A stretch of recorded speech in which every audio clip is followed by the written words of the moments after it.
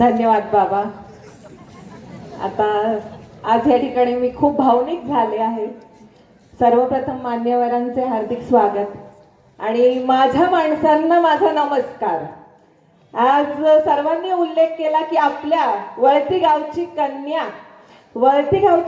हे जेव्हा येतं तर खूप मोठी जबाबदारी घेऊन येते. आपल्या म्हणजे एखादी स्त्री जेव्हा तिचे दोन हक्काची गावं, सासर आणि माहेर. माझं सासर म्हणजे रांजणी गाव, तेही आता आहेच आपल्या लिस्टमध्ये, आणि वळती माझं माहेर.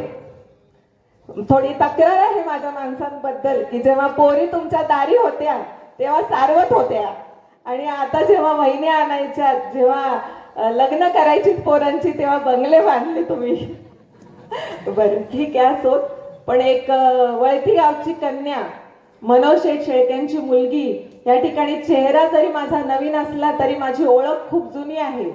लहानपणापासून मी ह्या वळतीच्या गल्ल्यांमध्ये फिरते तेव्हा मनोज शेठची मुलगी आली म्हणजे देवाचा दर्जा मला लोकांनी त्यावेळेस दिला. पण हे कर्तृत्व माझ्या वडिलांमुळे.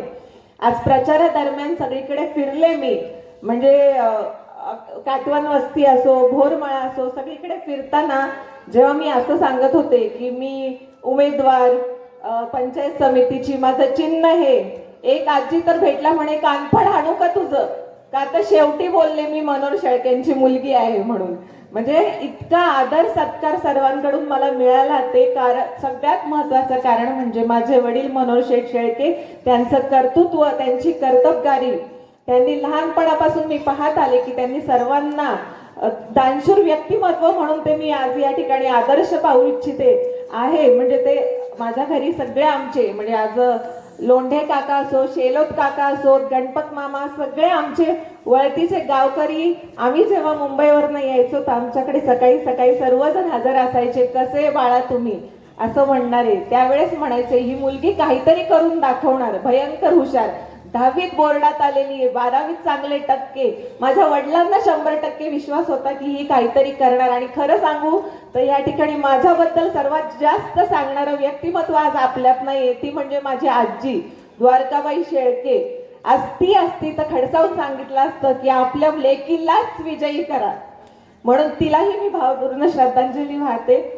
आणि तिचं आज नसणं हे माझ्यासाठी खूप खूप उणीव, एक पोकळी निर्माण झालेली आहे त्या ठिकाणी, आणि ती कधी भरून नाही येणार. आज आटोप तर मला घेता येणार नाही, थोडं मला माझ्या माणसांशी बोलू द्या. आणखी एक सांगू इच्छिते की जेव्हा लहान होते तेव्हा म्हणायचे की पिनू म्हणजे तिने ठरवलं की ती काहीतरी करणार. म्हणजे आजही वळती गावात फिरते, मागून आवाज येईल की पिनू आली. म्हणून सांगू इच्छिते की हे सगळ्यांसाठी आज या ठिकाणी मी पिनू म्हणूनच ओळखली जाते. गणपत मामा म्हटले की आपली पिनू उभी आहे, म्हणजे ही खरंच मोठी जबाबदारी आहे.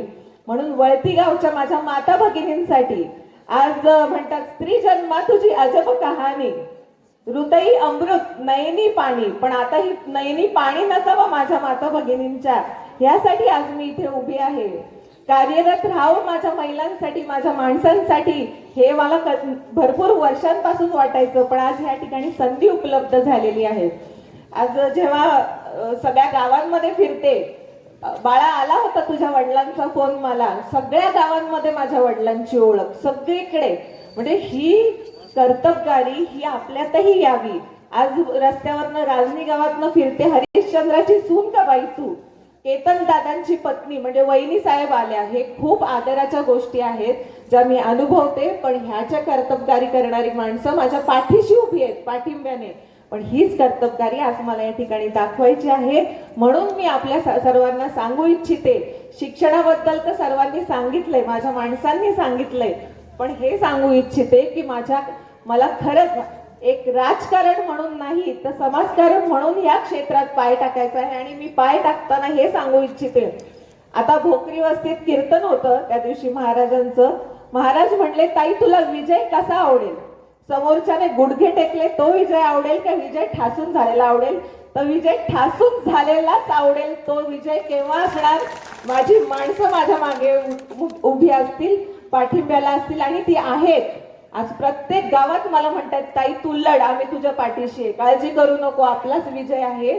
आणि हे बळ देऊन जातं सकारात्मकतेचं. आणि राहिला प्रश्न नेतृत्व, आपला नेता नेतृत्व करणारा, मार्गदर्शक म्हणजे उत्तम मार्ग दाखवणारा, जो आपल्या शेतकऱ्यांच्या प्रश्नात उभं राहतो, त्याच्या ऊसाच्या प्रश्नात उभं राहतो, बिबट्याच्या प्रश्नात उभं राहतो आणि आपल्या सर्व मायभूमीच्या सर्व आपल्या बांधवांचा विचार करणारा, त्यांच्या सगळ्या सुखदुःखात उभा राहतो, असा मार्गदर्शक म्हणून आपल्याला देवदत्त निकम साहेब लाभलेत. म्हणून मी स्वतःला भाग्यवान समजते आणि त्यांचे आम्ही शिलेदार म्हणून या ठिकाणी आपल्या समोर उभे आहोत. आणि आपले पवार साहेब, त्यांच्याबद्दल काय बोलू, झाले बहु होतील बहु परंतु या समाज, हे नेता असे आहेत की सर्वांचा म्हणजे अगदी शेतकऱ्यांपासून आपल्या माणसांचा सतत विचार. आज अंत्यविधीला जाऊन आल्यानंतरही ते पहिले शेतावर गरका देतात, म्हणजे त्यांची विचारसरणी, दूरदृष्टिकोन किती मोठा असावा हे या ठिकाणी आपल्याला त्याचं उदाहरण पाहायला मिळतं.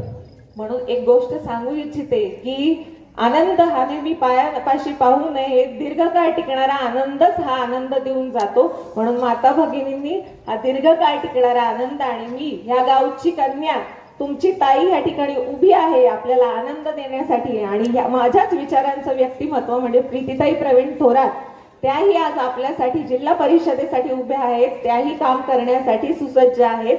म्हणून माझ्या आणि त्यांच्या पाठीशी आपण येत्या 7 तारखेला ज्या निवडणुका होणार आहेत त्या निवडणुकांमध्ये आम्हा दोघींच्याही पाठीशी आपण उभे राहावेत आणि तुतारी वाजवणाऱ्या माणसालाच मतदान करावे. ही मी माझ्या माणसाला, जी माझी माणसं माझ्या पाठीशी उभी आहेत आणि थोडी डगमगतायत, त्यांनाही मी साथ घालू इच्छिते की मला गरज आहे तुमची, म्हणून तुम्ही माझ्या पाठीशी खंबीरपणे उभं राहो, हीच मी तुम्हाला नम्र विनंती करते. आणि शेवटचं म्हणते, सात्विक आहार, संतांचा विचार आणि वडीलधाऱ्यांचा आधार राहू दे माझ्या माणसांच्या दारी, बोला रामकृष्ण हरी, वाजवा तुतारी. म्हणजे 2 मशीन नाहीये, जिल्हा परिषद आणि पंचायत समिती ह्याच्या जेव्हा आपल्याला मतदान करायचं आहे तेव्हा एकच मशीन आहे. ह्या प्रकारे वरती पांढऱ्या रंगाचे आहे ते जिल्हा परिषदेची नावं असणार आहेत तिथे, आणि खाली गुलाबी रंगामध्ये आहे तिथे पंचायत समितीची नावं असणार आहे. तिथे आपला नंबर 1 नंबरला आहे प्रीती प्रवीण थोरात, जिल्हा परिषद. तिथे तुतारी वाजवणाऱ्या माणसाला समोरील बटन दाबून, त्या ठिकाणी बटन दाबून त्यांना मतदान करायचंय. आणि पुन्हा खाली गुलाबी रंगात 3 नंबरला प्रियांका केतन वाघ, तुतारी वाजवणारा माणूस, या समोरील बटन दाबून मला मतदान करायचंय आणि आमच्या पाठीशी खंबीरपणे उभं राहायचंय.